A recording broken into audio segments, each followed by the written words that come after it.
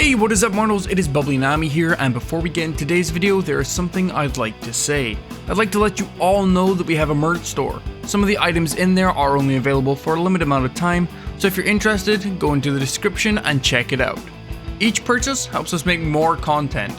Secondly, if this video hits 500 likes by the end of the week, we will continue this what if. Thirdly, if you didn't know, only 41.3% of you guys are subscribed to us. So please hit that subscribe button and click the bell icon. Now with that out of the way, let's get into the story. It was time. The days had expired. Sweat and blood had been burnt at work. Hours of labor, all paid up to develop special moves or improve their quirks. Now it was time to put it to the test. Midoriya inhaled deeply with much difficulty. The air here felt sour and stale, almost like it was soaked up by all the tension and anxiety the class exuded. They'd gotten off their bus right in front of the Takubo National Stadium, where the provisional license exams would take place. And then the class met their competition. Different schools, some said to be on par with the prestigious UA High. The intensity the rivaling schools gave off said it all. It didn't take long for the other schools to make an impression on the class of 1A. Inasa Yoraishi gave a vigorous bow as an apology after he'd briefly interrupted their huddle, bleeding from his skull in the process after his head met the concrete with such a forceful bow. Despite his queer behaviour, the lad wasn't to be underestimated. He'd gotten top scores in the UA entrance exams, but refused the offer. Should have warned the students he'd be a force to reckon with. Over 1,000 students were gathered inside the National Stadium as they listened to the explanation of the exams, and they received the news that was neither all too shocking or pleasant. Only 100 candidates would be selected from the first exam to participate in the actual exam. It was a given. This wasn't fun and games. It was an obvious bar they'd have to exceed if they wished to get their license that would allow them to work with like pros and use their quirks publicly. It wasn't going to be easy. On a slightly brighter side, their first exam dealt with speed. Izuku gave a quick sigh of relief. It didn't alleviate any of the knots in his stomach concerning this exam, but he'd been training and developing his quirk around speed and mobility. This exam was for him. He hoped. They would be given targets and 6 balls. The targets would have to be placed in places where they could easily be seen. The aim was to protect all 3 of your targets from being lit up by the balls, and at the same time eliminating 2 opponents to qualify. The place the cannon stood in began to fall apart, and the students soon found themselves in the grounds the exam would take place. They were only minutes away from slugging it out on this varied combat ground. All the students were fully suited up in their costumes. Midoriya fiddled with his gear a bit to be sure everything was in order. He had a massive improvement with his upgrade done, and he'd hoped to see the fruits of his development here and possibly get his license. No, not possibly. He would get it. The provisional license to him would bring him closer to actualizing and carrying the legacy of the symbol of peace that All Might left him. Lastly, he strapped the targets to himself, just like everyone was doing. One on the inside of his left arm, a tricky target to hit, another on his right breast, and the last one on his waist. The exams had begun. The wisest thing to do was to stay as a team and attack. Midoriya knew this, which is why he tried to rally 1A together, but people like Bakugo and Shoto decided to play it solo, leaving the posse. The attacks came flying in to disorient the class. Ketsubusu High, a school they'd come to learn of earlier on attack, spearheaded by Yo Shindo. Midoriya crouched to his knees. He centered his weight down onto his feet, applying heavy pressure to his soles. Instantly, the pressure activated the mechanism in his boots. The circular compartment swirled open and the magnetic propulsion was activated, hovering him off the ground. He activated Black Whip and shot a tendril from his palm, the bind wrapping tight around a huge boulder. The momentum sprung him forward effortlessly. Air resistance and friction were reduced to bare minimum with his upgrades, like being pulled along by a ski. Midoriya weaved and dodged all around the orange balls headed for him, sailing through the air with celerity and took cover behind the rock. He slumped against the rock and inhaled sharply, pulling his respirator over his mouth. Let's do this, guys! Midoriya yelled in encouragement to his classmates. The class pushed on, countering the attack of their rivals. At this point, it was a stalemate. How quickly everything would change, and Midoriya felt it before it happened. Well, more like it punched him in the head. An overwhelming pain seared his brain, causing him to crumble to the ground with his head in his arms. A sign of things to come, he'd almost even forgotten that he had this danger sense. A premonition quirk of the fourth user that allowed him to tell impending doom. Sadly, he didn't have control over it, and it came as it pleased, just like now. Guys! You have to get away! Something's about to...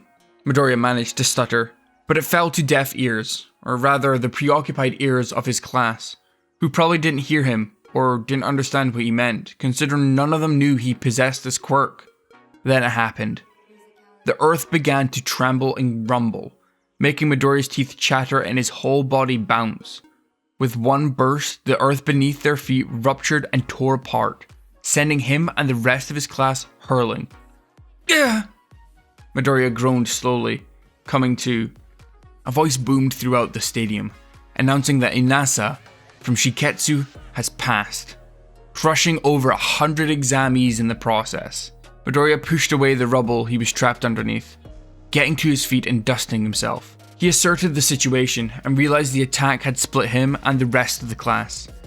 He was now alone, but somehow the announcement seemed to make him giddy.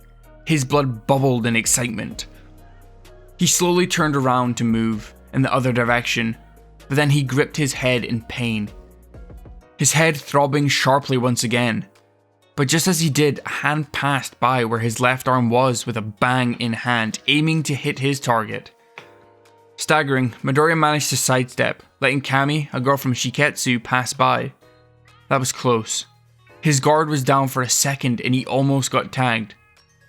Oh, you're kind of cute, Kami said, charging towards Midoriya, trying to catch him while he was still gathering.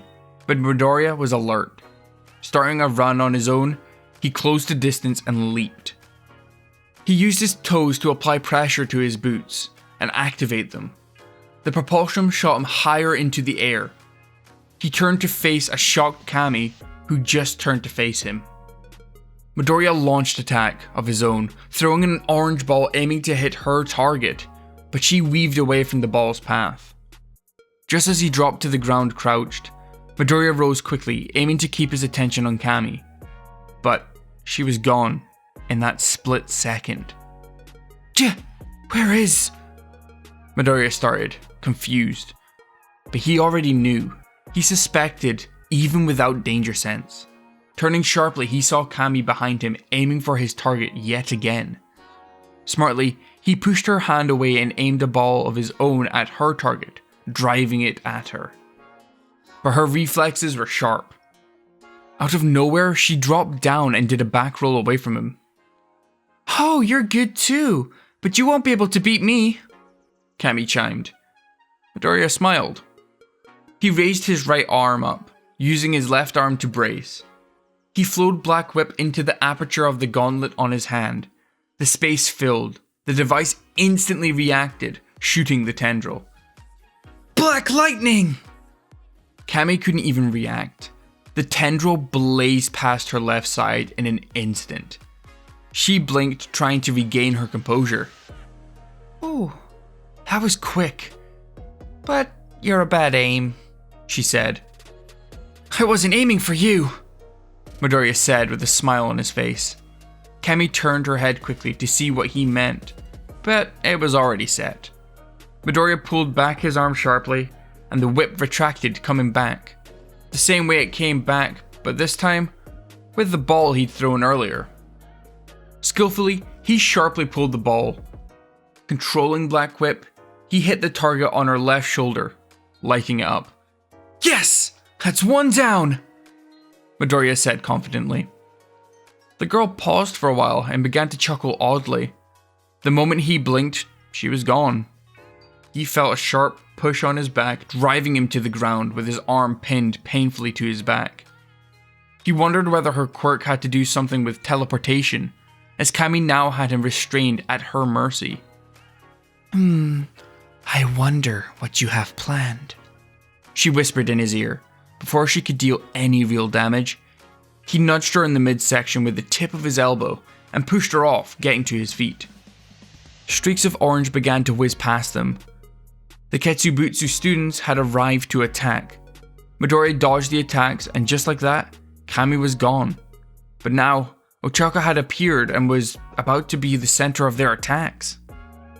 A tendril fastened to her waist as Midoriya swerved towards her in an instant, sweeping her off her feet and into his arms, as he fled faster than the students could catch up and took shelter behind a rock. He scanned the area from behind, but it was quite odd that Ochako hadn't acted to save herself. She could have easily floated away from there, and he just remembered seeing a lit up target on her left shoulder. Midoriya turned just in time to slap an orange ball out of her hands. You're Kami, right? So that's your quirk, he said calmly. He wondered why Danger Sen hadn't alerted him of Kami. Was it because he didn't view the image of Ochako as a threat? The Ochako doppelganger smiled and began to morph into Kami, but nude. Midoriya was somewhat disoriented by her appearance, but was able to fend off her flurry of attacks, dodging left, right, crouch and sidestep. Training with Aizawa had homed his reflexes. Help was on the way as the real Ochaka and Hanta had made their way onto the scene. Outnumbered, Kami was forced to flee in her birthday suit. "We'll meet again, Izuku," she chuckled as she fled. He was happy to meet up with his friends, but he couldn't drop his guard. Midoriya ensured they were really his classmates. He didn't want another episode like that reoccurring. Midoriya began to plot with Ochako and Sero. There was no time to be lost. Only 100 could pass, and already 30 people had passed the exams. It was a race against time. Thank you all so much for watching the video to the end. Now there are a few more things that I'd like to say before this video ends. On behalf of We the Celestials, I'd like to thank the writers of this video and editors of this video. Their details will be in the description below. If you're a voice actor, editor, or writer, or you're just interested in becoming one of those, go to the Discord that's in the description of this video and hit up the head of one of those areas. We are always looking for more members to join us. That's it from us for today's video, so thank you all for watching, and don't forget to hit that subscribe button if you're interested, and hit that like button if you liked the video. Until next time, peace out mortals, have a fantastic day.